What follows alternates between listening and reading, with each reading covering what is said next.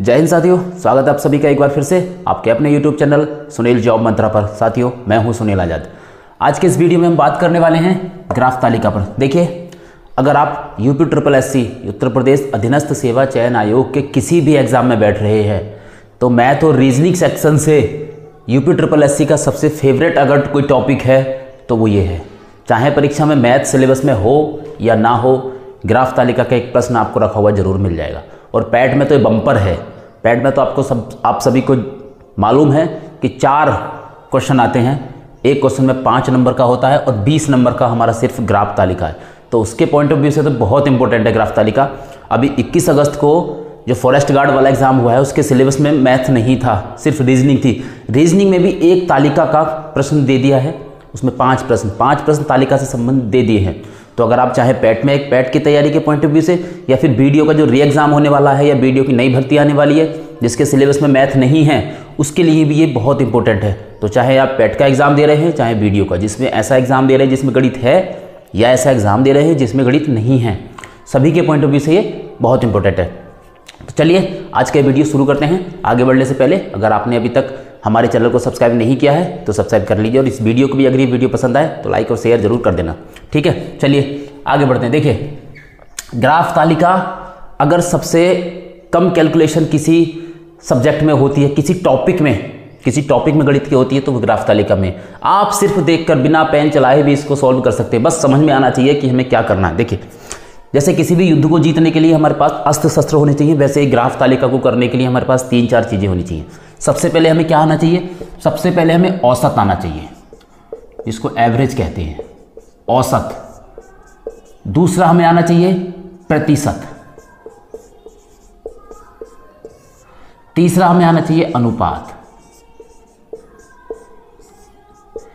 अगर ये चीज़ें आपको आती हैं, अगर इन 3 चीज़ों की आपको बेसिक समझ भी है, बेसिक, इसके डीप के क्वेश्चन नहीं बता रहा हूं मैं, जब हम इसके जो चैप्टर आता है चाहे वो औसत का हो, प्रतिशत, अनुपात का, तो डीप में क्वेश्चन आते हैं वो नहीं करना हमें। सिर्फ इसकी बेसिक समझ भी अगर हमें है तो इसका ग्राफ तालिका का हमारा कोई भी प्रश्न नहीं छूट सकता, ये मैं आपको दावे के साथ कह सकता हूँ। तो आज के इस वीडियो में हम क्वेश्चन तो ये वाला हल करेंगे, लेकिन सिर्फ हम इन 3 टॉपिक पर ही बात करने वाले हैं, ठीक है। देखिए, ग्राफ तालिका में क्या है? ग्राफ तालिका किसके अंतर्गत आती है? DI के, डाटा इंटरप्रिटेशन। इसके अंदर 4 तरह के प्रश्न आते हैं। DI के अंदर 4 तरह के प्रश्न आते हैं। पहला आता है हमारा पाई चार्ट, ठीक है। दूसरा आता है हमारा रेखा ग्राफ। तीसरा आता है हमारा तालिका और चौथा आता है हमारा दंडारेख। तो देखिए, हमारे पैट के सिलेबस में, पैट के पॉइंट ऑफ व्यू से हम देखें तो पैट के सिलेबस में हमारे सिर्फ ये हैं, रेखा ग्राफ, दंडारेख और तालिका। पाई चार्ट हमारा पैट के सिलेबस में नहीं है, ठीक है।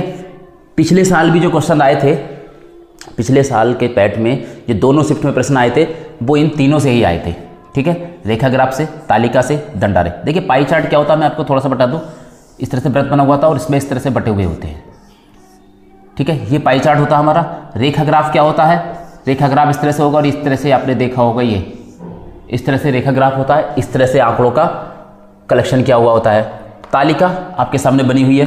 दंडारेख का मैं आपको बताऊं, दंडारेख में इस तरह से होता है, आपने देखा होगा प्रश्न, ये हमारा दंडारेख होता है, ठीक है। तो हमको 3 पढ़ने हैं, रेखा ग्राफ, तालिका और दंडारेख। पाई चार्ट हमारा सिलेबस में नहीं है, लेकिन हम छोड़ेंगे कुछ नहीं, इसके पाई चार्ट के भी हम प्रश्न जरूर हल करेंगे, ठीक है। तो आज हम फिलहाल सिर्फ इन 3 पर बात करेंगे और इस प्रश्न को समझेंगे किस तरह से हमें क्या करना होता है, औसत हमको कैसे करना है। अगर आपको औसत की समझ नहीं है या इन 3 चीज़ों की आपको समझ नहीं है तो मैं आपको इसको कराऊंगा, ठीक है। औसत, प्रतिशत और अनुपात के बारे में। तो चलिए आगे बढ़ते हैं। चलिए वीडियो में सबसे पहले देखते हैं औसत। औसत का हमें क्या क्या सीखना है। औसत देखिए होता क्या है। औसत मैं आपको बताऊं, ये एक हमारे पास टेबल है, ये एक टेबल है, इसमें क्या दिया है? शेयर ब्रोकर है। ये शेयर ब्रोकर का नाम, एक शेयर का नाम है एंजल। एंजल ने मई में खाते खोले हैं 25, जून में खाते खोले हैं 28, जुलाई में खाते खोले हैं 35, अगस्त में 65 और सितंबर में 55, ठीक है। इतने खाते इसने खोले हैं। हर महीने, मई में इतना, जून में इतना, जुलाई में इतना, 5 महीनों का दे रखा है। अब वो पूछेगा आपसे कि इसका औसत अगर हमें निकालना हो कि इसका औसत की 1 महीने का औसत कितना निकलेगा, कि इसने एवरेज 1 महीने में कितने खोले हैं। तो देखिए पांचों को इनको हम जोड़ेंगे, इनको पांचों को जोड़ेंगे, 25 + 28 + 35 + 65 और + 55, पांचों का योग करेंगे और योग को जितनी इनकी संख्या है, कितने महीने की संख्या निकाल रहे हैं हम, 1 2 3 4 5, 5 महीनों की संख्या निकाले, 5 से इसको हम भाग कर देंगे। देखिए जोड़कर अगर हम इसको जोड़ेंगे तो 5 चौक 20 और 8 28 का 8 हासिल 2, 5 2 7 6 13 3 16 16 4 20, 208 और 208/5। ठीक, अब इसका औसत 208 इसका योग आ गया। 208 को 5 से हम डिवाइड करेंगे, 5 चौक 20, 5 × 5 और 5 6, इसका औसत हमारा 41.6 आ गया। बस हमें इस टेबल में, ग्राफ तालिका में औसत को इतना ही पढ़ना है। अगर अभी भी आपको समझ में नहीं आया हो तो मैं आपको एक देखिए एग्जाम्पल, एक हमारा जो डेली थी, आपने देखा होगा किसी बारात में बैंड बाजे वाले होते हैं, 4-5 होते हैं, पैसे जो किसी के सर के ऊपर आपने देखा होगा डांस करते सर के ऊपर रखते हैं, सारे कोई सा ले लेता है, कोई सा ले लेता है। मान लीजिए 4 लोग हैं, ये पैसे लेने वाले वो 4 लोग हैं।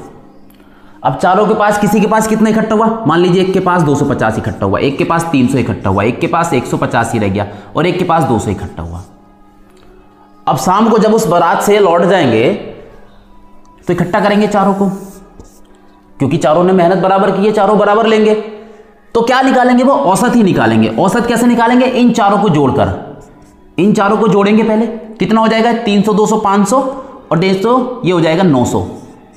ठीक है, 3 2 5 7 8 9, 900। अब कितने लोग थे, ये 4 लोग थे, क्योंकि इनको बराबर बराबर लेना, चारों ने बराबर मेहनत की है, चारों को बराबर लेना है। तो देखिए अब 900 रुपए इनके पास टोटल इकट्ठे हुए, 4 लोग हैं तो एक का निकल आएगा कि हाँ हमें एक को कितना देना, तो वही इनका औसत आ जाएगा। इसको हम 4 दूनी 8, 4 दूनी 8, 4 दूनी 8, 4 दूनी 8 और 4 पंजे 20, 225 रुपए इनका औसत आ जाएगा, जो एक बंदे को मिलेगा 225 रुपए। उम्मीद करता हूं आपको औसत समझ में आ गया होगा। देखिए एक तरह से तो ये औसत निकलेगा। अच्छा, दूसरी तरह से इसी टेबल में आप देखिए, दूसरी तरह से इस टेबल में ये तो एक एंजल का कितना खाता खुला था, 41.6 था, इसका औसत इतना था। अगर वो पूछने लगा एक महीने में सभी का, कि एक महीने की, भाई मई के महीने में कितना औसत, मई के महीने में कितने खाते खुले टोटल, उनका औसत कितना आ जाएगा, एक बंदे ने कितने खाते खोले, कि एक ने मई के महीने में, तो इन चारों को जोड़कर उनका औसत निकाल देंगे, 4 से भाग कर देंगे। देखिए इनका कैसे निकलेगा, टोटल पूछेगा कि मई के महीने में टोटल कितने खाते खुले, तो इनको जोड़ देंगे, 5 और 5 10, 2 12 का 2 हासिल 1, 3 और 1 4, 3 7, 7 4 11, 112 खाते खुले हैं मई के महीने में, पूरे 111 खाते खुले हैं। अगर पूछे कि एक ने कितने खाते खोले, एक शेयर का औसत कितना है मई के महीनों का, एक का, तो इसको 112 को हम कितने हैं, 1 2 3 4 से डिवाइड कर देंगे तो इसका औसत निकल आएगा। 4 दूनी 8 और 4 अट्ठे 32, यानी एक के हिस्से में लगभग 28 खाते आएंगे, चाहे किसी ने 22 खोले हैं, चाहे किसी ने 35 खोले हैं। औसत में हमें सिर्फ इतना ही समझना है ग्राफ तालिका को हल करने के लिए, इससे बाहर आपको कुछ नहीं। अगर इतना आप औसत में समझ गए, औसत निकालना, औसत हमारा सिंपल होता है टोटल योग और बटे उनकी संख्या कि कितने हैं। जैसे हमने इसका निकाला था, इनका सबको जोड़ा और कितने हैं ये उससे भाग कर दिया, 5 थे 5 से भाग कर दिया। औसत में हमें सिर्फ इतना ही सीखना है। अगला हम देखते हैं प्रतिशत। देखिए अगला हम देखते हैं प्रतिशत।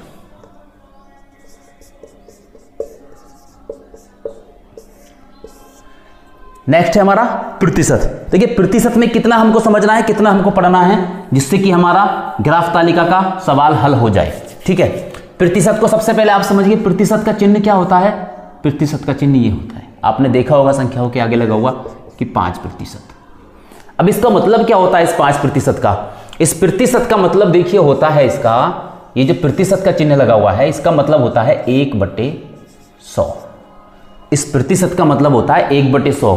इन चीजों को हम 1/100 ना लिखकर, 5/100 ना लिखकर, इसको हम लिख देते हैं 5%।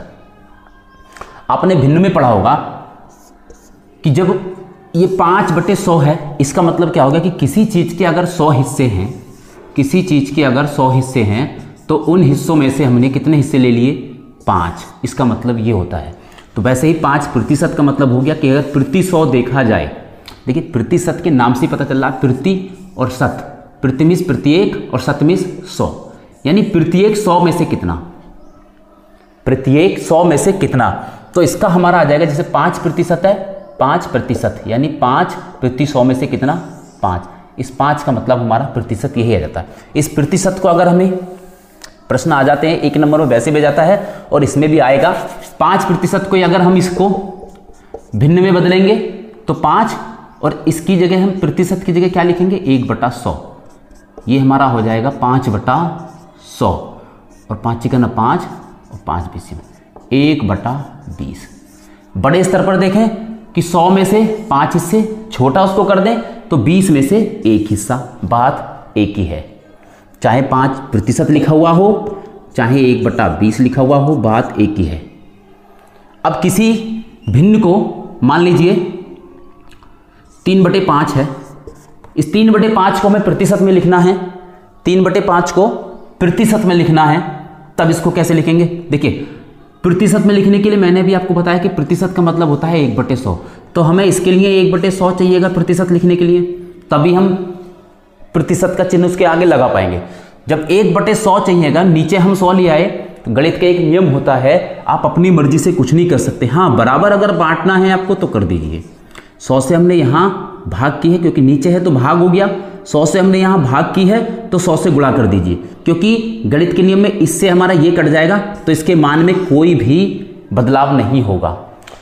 किसी भी संख्या के मान लीजिए 2/3 है, ऊपर नीचे हम कितने से भी गुणा कर दें, जितनी मर्जी हो उतने से गुणा कर दें, तो इसके मान में कोई भी परिवर्तन नहीं होगा। किसी को आपने 10 रुपये देकर और 10 रुपये वापस ले लिए तो उस पर कोई फर्क नहीं पड़ेगा ना, या 10 रुपये लेकर 10 रुपये दे दिए, कोई फर्क उस पर नहीं पड़ेगा। वही नियम हमारा यहाँ पर आता है कि इसको 100 से ऊपर गुणा कर दीजिए, 100 से नीचे गुणा कर दीजिए, तो इसके मान में कोई भी परिवर्तन नहीं आएगा क्योंकि इससे ये कट जाएगा। तो यहाँ पर देखिए अब 3/5, इस वाले 100 को हम क्या लिख देंगे?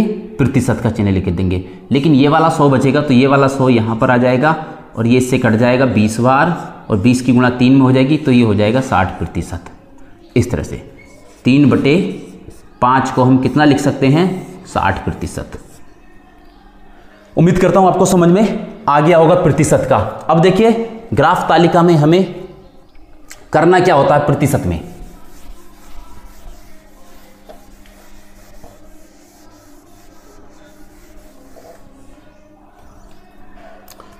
ग्राफ तालिका में प्रतिशत पूछेगा आपको, एक तो प्रतिशत ही पूछेगा कि ये उसका कितने प्रतिशत है, प्रतिशत वृद्धि पूछेगा, प्रतिशत वृद्धि पूछेगा आपसे, प्रतिशत कमी, यानी कम या ज्यादा। इस सवाल में देख लीजिए, जैसे एंजल का जो संख्या, एंजल जो हमारा ब्रोकर है, एंजल के मई के खुले खाते कितने हैं? 25, और जुलाई के खुले खाते कितने हैं? 35। वो आपसे पूछेगा कि एंजल के जुलाई में खुले खाते मई के खुले खातों से कितने प्रतिशत ज्यादा है। अब कितने प्रतिशत ज्यादा है तो देखिए मई में खुले खाते कितने हैं एंजल के? हमारे 25 हैं। जुलाई में खुले खाते कितने हैं? जुलाई में खुले खाते हमारे कितने हैं? 35।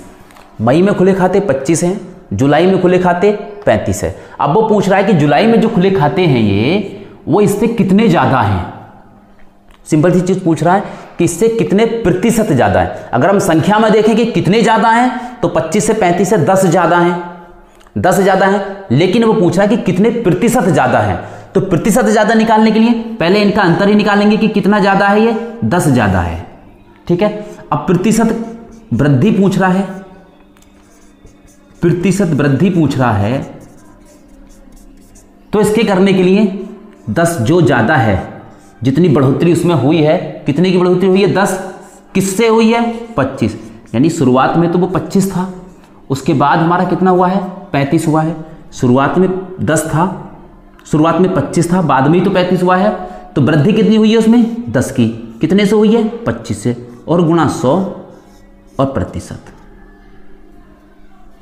सिर्फ हमको इतना करना है, क्योंकि देखिए ये वही चीज़ है जो मैंने अभी बताई थी कि 100 से गुणा करेंगे, 100 से भाग करेंगे, तो नीचे वाला जो 100 है वो 1/100 करके हमारा प्रतिशत का चिन्ह बन जाता है, और एक इसके साथ का 100 हमारा रह जाता है।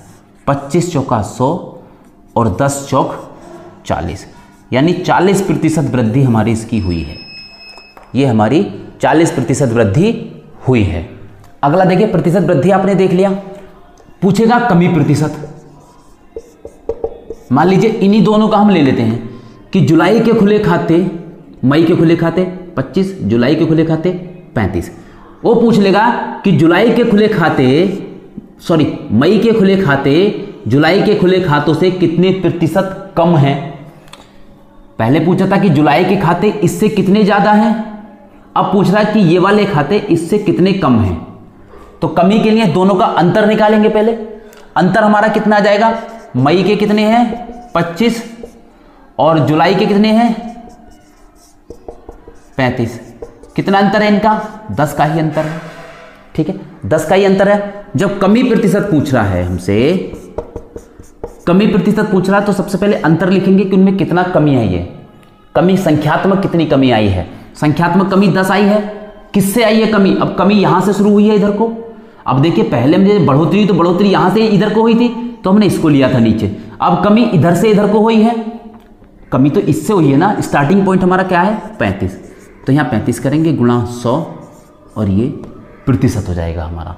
प्रतिशत का मतलब वही मैंने जैसे पहले बताया, 100/100 लिखते हैं। ये नीचे वाला 100 हमारा बदल जाता है प्रतिशत में, ऊपर वाला 100 हमारा ऐसे रह जाता है। ठीक है, इसको काट दीजिए। 5 सत्ते 35 और 5 से 20 बार कितना हो जाएगा? 20 दही की 200, 200/7 प्रतिशत। इसको करेंगे तो 7 दूनी 14, 6 7 8 56, और 7 चौक 7 पंजे 35, लगभग इतना आ जाएगा 28.5%। ठीक है, तो कमी प्रतिशत हम ऐसे निकालेंगे। कमी प्रतिशत हमेशा अंतर और जहां से कमी हुई है। मान लीजिए दूसरा प्रश्न हम कोई करें, देखिए ये देखिए शेर खान की मान लेते हैं। चलो मई, जुलाई और मई की शेर खान की मान लेते हैं कि भाई शेर खान के मई के खुले खाते 22 हैं, जुलाई के खुले खातों से कितने प्रतिशत कम हैं। मई के खुले खाते जुलाई के खुले खातों से कितने प्रतिशत कम हैं। अब फिर देखिए इनका अंतर निकालेंगे हम। ठीक है, इनका अंतर निकालेंगे। मई में खुले खाते कितने हैं? 22, जुलाई में खुले कितने खाते हैं? 32। अंतर कितना आ जाएगा इनका? अंतर आ जाएगा इनका 10 अंतर आ गया। अब कमी प्रतिशत निकालेंगे। कमी प्रतिशत निकालेंगे तो कमी कितनी की हुई है? संख्यात्मक कितनी कमी हुई है? 10। किससे हुई है कमी? 32 से, गुणा 100, और ये प्रतिशत। 2 से काट दो, 4 से काट दो, 4 8 32, 4 25 100, 25 दही की 250/8 प्रतिशत। 8 से इसको काट देंगे, 8 तिया 24, 8 ही करना 8, और 8 दूनी 16, 8 पंजे 40, इतने प्रतिशत। यही जो चीज पूछेगा, इससे अलग नहीं पूछेगा प्रतिशत में। नेक्स्ट देखिए हमारा औसत हो गया है। हमारा प्रतिशत हमने समझ लिया है थोड़ा सा, अब रह गया है हमारा अनुपात। अनुपात देखिए क्या होता है? अनुपात दो पक्षों की तुलना होती है। अनुपात होता है दो पक्षों की तुलना। जैसे देखिए एंजल के हम मई और जून के ही लेके चलेंगे एग्जाम्पल, जब इसका लेके चल रहे हैं मई और जून का। देखिए एंजल का मई का कितना अनुपात है, तो देखिए एंजल का यहां पे लिखेंगे मई, और यहां लिख देंगे हम जुलाई। मई हो जाएगा हमारा, मई में कितने खाते खुले हैं? 25। अनुपात का देखिए ये चिन्ह होता है, अनुपात का चिन्ह 2 बिंदे होते हैं हमारे ऊपर नीचे। ठीक है, अनुपात जुलाई का है 35, 25 35। अब अनुपात को 25 35 में नहीं लिखते हैं, अनुपात को हम अभाज्य संख्याओं में लिखते हैं। तब तक उसको काट देते हैं जब तक वो दोनों अभाज्य ना बच जाए। देखिए मतलब एक दूसरे से कटते ना हो किसी संख्या से, दोनों एक साथ ऐसे उसमें लाकर छोड़ दें। अब देखिए 25 है 35 है, इसको हम 5 से काट दें दोनों को। 5 पंजे 25 और 5 सत्ते 35, 5:7। ये ऐसी संख्या है आगे जो किसी एक संख्या से दोनों नहीं कटेंगी, तो इनका अनुपात कितना आ जाएगा? 5:7। अनुपात में सिर्फ इतना ही पूछेगा, अनुपात ही निकलवाएगा। इन दोनों का देख लीजिए, 22:5 32, 22:32, 2 से काट दीजिए, 11 बार, ये कट जाएगा 16 बार। अब देखिए दोनों संख्याएं ऐसी आ गई जो किसी एक संख्या से नहीं कटेंगी। 16 2 से कट जाएगा, 4 से कटेगा, लेकिन 11 नहीं कटेगा। ठीक है, तो इसका अनुपात कितना आ जाएगा? 11:16। अनुपात में सिर्फ इतना ही पूछेगा, इससे ज़्यादा अनुपात में हमारा नहीं पूछेगा। अगर आप ये 3 चीज़ों की आप प्रैक्टिस कर लीजिए, अगली क्लास में हम क्वेश्चन सॉल्व करेंगे इसके। ठीक है, अगली क्लास में क्वेश्चन सॉल्व करेंगे। आज की क्लास में इतना ही। आप सिर्फ 3 चीज़ें जो मैंने आज बताई हैं, देखिए इतनी जल्दी मैं तीनों चीज़ें समझा तो नहीं सकता आपको पूरी तरह से, लेकिन एक आइडिया मैंने आपको दे दिया है कि आपको क्या इसमें करना है। औसत, प्रतिशत और आपका अनुपात। आप इन 3 चीज़ों की प्रैक्टिस कीजिए आज। कल मेरा अगला वीडियो आएगा जिसमें हम 4 से 5 ग्राफ और तालिका के सवाल हल करेंगे। 20 प्रश्न हम एक क्लास में हल करेंगे। तब तक आप इसकी प्रैक्टिस कीजिए, इसको समझ लीजिए, उसके बाद आपको ग्राफ तालिका हलवा लगेगा, ये मेरी गारंटी है। ठीक है, तो चलिए आज के वीडियो में इतना ही। मिलते हैं अगले वीडियो में। अगर आपको वीडियो पसंद आया तो लाइक कीजिए, शेयर कीजिए, और चैनल को अगर सब्सक्राइब नहीं किया तो चैनल को सब्सक्राइब कर लीजिए। ठीक है, मिलते हैं अगले वीडियो में, तब तक के लिए जय हिंद।